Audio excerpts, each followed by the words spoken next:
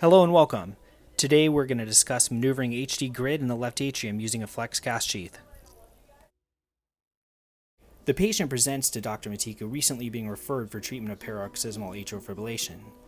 Beta blockers and antiarrhythmic medications have been discontinued for at least 5 half-lives. Upon arrival to the catheterization lab, the patient was placed onto the table for this hour-long procedure, coming in sinus rhythm. Dr. Matiku has chosen to use cryoablation in conjunction with HD grid due to its unique directional voltage sensitivity and its gap identification abilities. Dr. Matiku generally uses HD grid for his cryoablation procedures. He also follows the same sequence of events. First, he'll engage the left inferior pulmonary vein and map, go up to the left superior pulmonary vein, drag across the roof into the right superior pulmonary vein, and then pop down into the troublesome right inferior pulmonary vein using the CIA technique. He'll curl into the RIPV, pull the grid into the sheath, and then advance it coaxially down the barrel of the right inferior pulmonary vein. He'll subsequently follow up with cryoablation and linear ablation as indicated.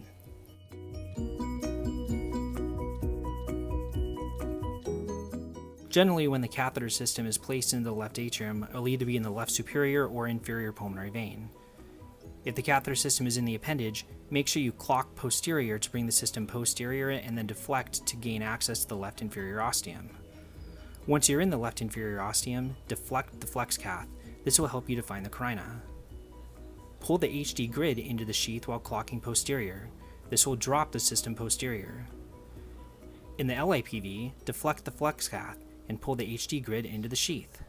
This will define the left inferior floor and armpit. Spin the HD grid to gain 3D volume and information. Counter the FlexCath to define the inferior Coumadin ridge. Relax FlexCath deflection. This will define the high ridge. Let's see how this is done.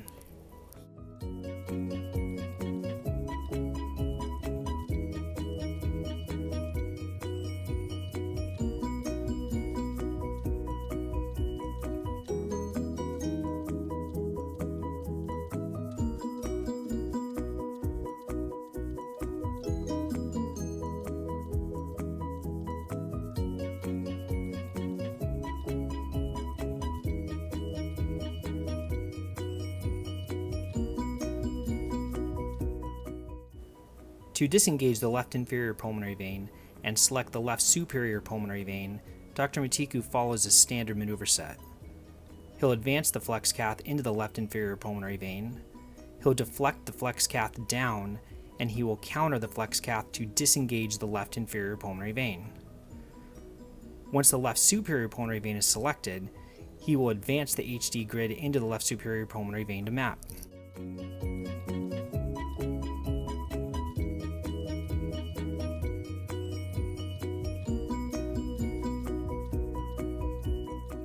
I'm going to curve it down, show me the armpit of the vein, lift it up.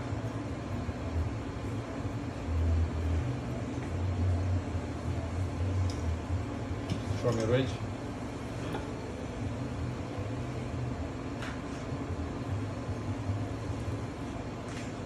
That's carina, right? Yeah. Going back to the inferior. Yeah. Bounce the sheath in, curve it down, counter, pop it out, go toward the superior, right? Superior, correct. I'll stay here. And if the superior is isolated on this area, why is it right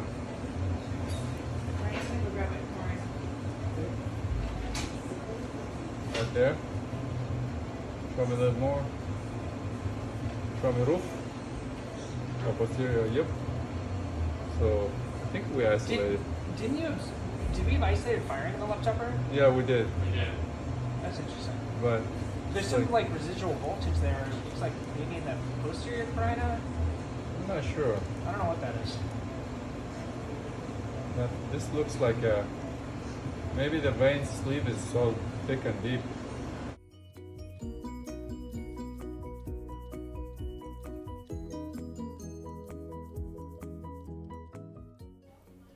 When transitioning from the left superior pulmonary vein across the roof to the right superior pulmonary vein, Dr. Matiku generally follows the same maneuver set.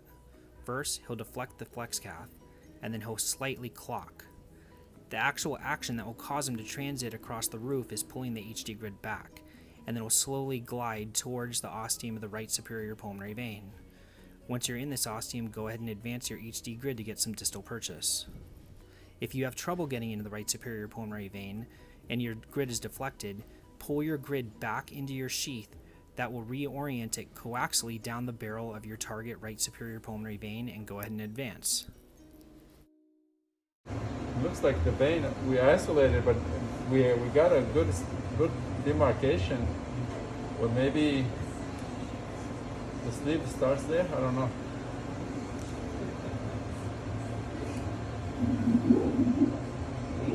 See, I'm curved, clock, pull. Right there across. And you just popped out on that. Yeah. Oh, you've got a nice border right there in the right superior. Yeah, right superior looks good. You Yeah. see that? Look, this is like beautiful. Like, look at that. I'm gonna look at that image. Cool, right?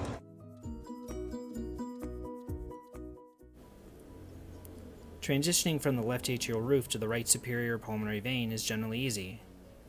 Often, as the FlexCath tip approaches the ostium of the right superior pulmonary vein, HD grid will simply flip in, allowing easy mapping of the vessel. Sometimes, however, especially with smaller anatomy, this won't happen, and an additional maneuver is needed. Simply engage the right superior pulmonary vein with your FlexCath. Pull the HD grid into your sheath to collapse the splines and orient the catheter coaxially down the vessel. Advance the HD grid into the right superior pulmonary vein, and always remember to spin. This will allow maximum data collection and volume. Let's see how this works.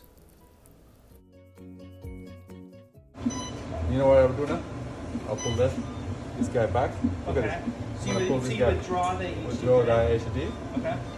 and then I'll go forward.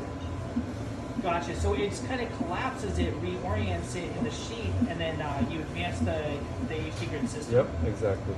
See that? And then roll it. Rotate it inside there. Cool. And then throw me anterior. See that? I'm anterior here. Pulling back, collapses it, relax the curve, clock it, pull the sheet back a little bit. Does that help you get more coaxial into the vessel? Yep.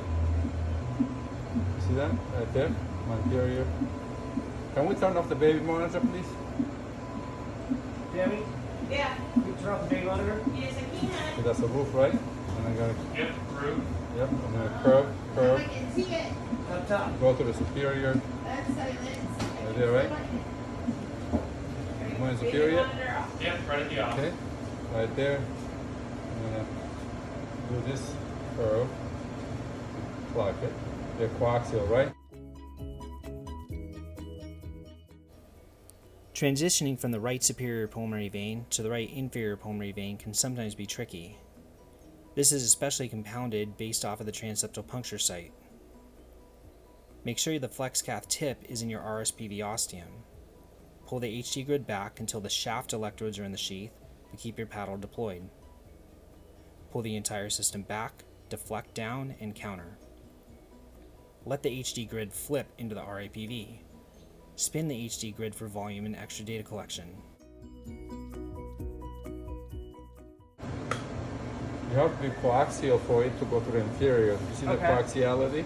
If the opposing is not going to work. So I'm going to advance the sheet a little bit to the os. Now I'm going to curve the sheet down, down, down. I'm going to pull the HD back into the sheet. And then pull the whole system back, curve it down, counter it. See that? And boom. See that? The way it goes in? So how exactly did you get that to pop in there? So all I did is like, I get the sheet going this way, right? Okay. And then its superior is going this way. So I get the sheet and the HD aligned together. Okay. And then once I do that, I get the sheet closer and I curve the sheet. When you curve the sheet, the whole thing goes together. And then when you counter it, it drops. Okay. Yeah.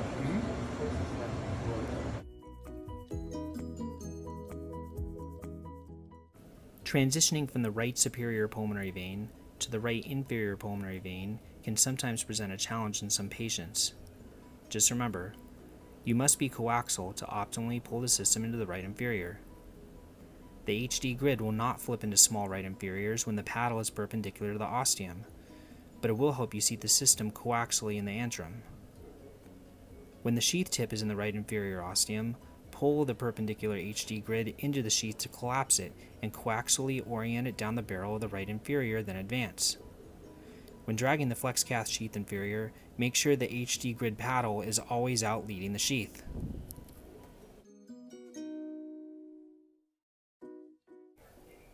Thank you for taking the time to watch this video. Hopefully you were able to gain some valuable tips and tricks to apply to your practice. A special thanks to Dr. Matiku for allowing us to film this case and also providing his valuable insight. Also a special thanks to Tyler, Johnny Utah Tackleberry for mapping the case. Thank you so much, and happy mapping.